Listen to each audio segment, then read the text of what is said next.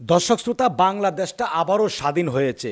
এই ২০২৪ সালে এসে আমরা একটি স্বাধীন বাংলাদেশ পেয়েছি। পতন হয়েছে সেই স্বৈরাচার শেখ হাসিনার, কিনা লক্ষ লক্ষ কোটি কোটি মানুষের ঘৃণার পাত্র একটি নাম, সেটি হচ্ছে শেখ হাসিনা।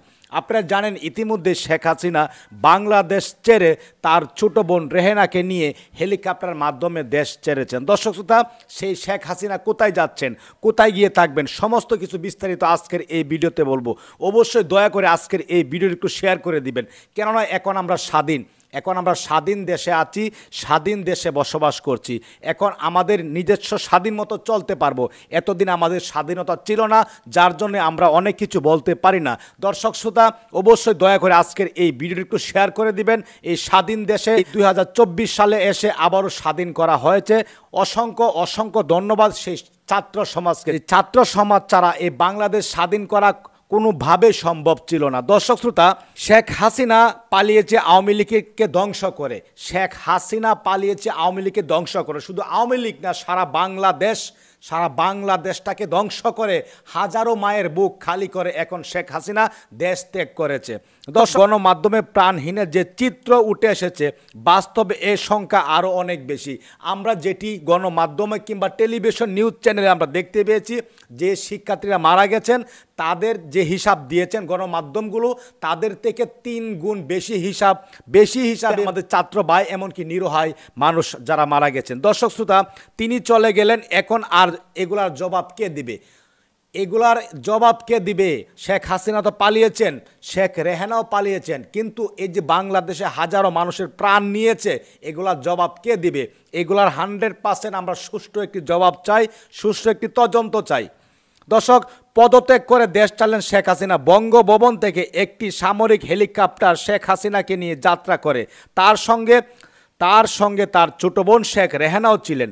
হেলিকপ্টারটি ভারতের উদ্দেশ্যে ছেড়ে গেছে বলে জানা গেছে। দর্শক শ্রোতা, যেটি আমরা সবসময় জেনে এসেছি, ভারত হচ্ছে আমাদের বাংলাদেশের স্বামী, আর সেই স্বামীর জায়গায় স্থান নিতে গিয়েছে আমাদের মাননীয় প্রধানমন্ত্রী স্বৈরাচার শেখ হাসিনা। বিবিসি খবরে বলা হয়, শেখ হাসিনা বহনকারী একটি হেলিকপ্টার ভারতের আগারতলার উদ্দেশ্যে রওনা দিয়েছে। আমরা এটিও জানতে পেরেছি, শেখ হাসিনা এখন সেই ইন্ডিয়া থেকে, সেই আগারগাঁওতে, সেই ইন্ডিয়া থেকে সে লন্ডনের উদ্দেশ্যে যাবেন, সে এখন লন্ডন যাবেন। তো দর্শক শ্রোতা, বার্তা সংস্থা এফজিপি জানিয়েছেন, শেখ হাসিনা ও তার ছোট বোন শেখ রেহানা নিরাপদ স্থানে চলে গেছেন। শেখ হাসিনা যাওয়ার আগে একটি ভিডিও রেকর্ড করে যেতে চেয়েছিলেন, কিন্তু তিনি সেই সুযোগটি পান নাই। ছাত্র নাগরিকদের প্রস্তুতি, অন্তর্কালীন জাতীয় সরকারের কাছে ক্ষমা হস্তান্তর করতে হবে, এর বাইরে কোনো সরকার মেনে নেওয়া হবে না বলে জানিয়েছেন বৈষম্য বিরোধী ছাত্র আন্দোলনের সমর্থকরা। সন্ধ্যার মধ্যে নিরাপত্তা ব্যক্তি ও রাজবন্দী ও গুমকৃত ব্যক্তিদের মুক্তি দাবি জানিয়েছেন তারা। সোমবার 5 আগস্ট বিকাল এক বিবৃতিতে তথ্য জানিয়েছেন সেই ছাত্র আন্দোলনের নাহিদ হাসান এবং আসিফ মাহমুদ। ফ্যাসিস্টি খুনিদের বিচার বাংলার মাটিতে করা হবে, পালানোর সুযোগ দেওয়া হবে না। শুধু হাসিনা সরকারের পদত্যাগ নয়, পেশিবাদী ব্যবস্থা বিলোপ করে নতুন বাংলাদেশ ও রাজনৈতিক বাস্তবায়নের নির্মাণ করা হবে। এদিকে বিকেলে জাতির উদ্দেশ্যে ভাষণে বাংলাদেশ সেনাবাহিনী প্রধান জেনারেল জামান জানিয়েছেন, শেখ হাসিনা প্রধানমন্ত্রী পদ থেকে পদত্যাগ করেছেন। সব হত্যা ও অন্যায়ের বিচার হবে জানিয়ে সেনা প্রধান বলেন, শান্তি রক্ষায় বজায় রাখেন, আপনারা আমার উপর আস্থা রাখেন, একসাথে কাজ করি, দয়া করে সাহায্য করুন, মারামারি সংঘাত করে আর কিছু পাবে না।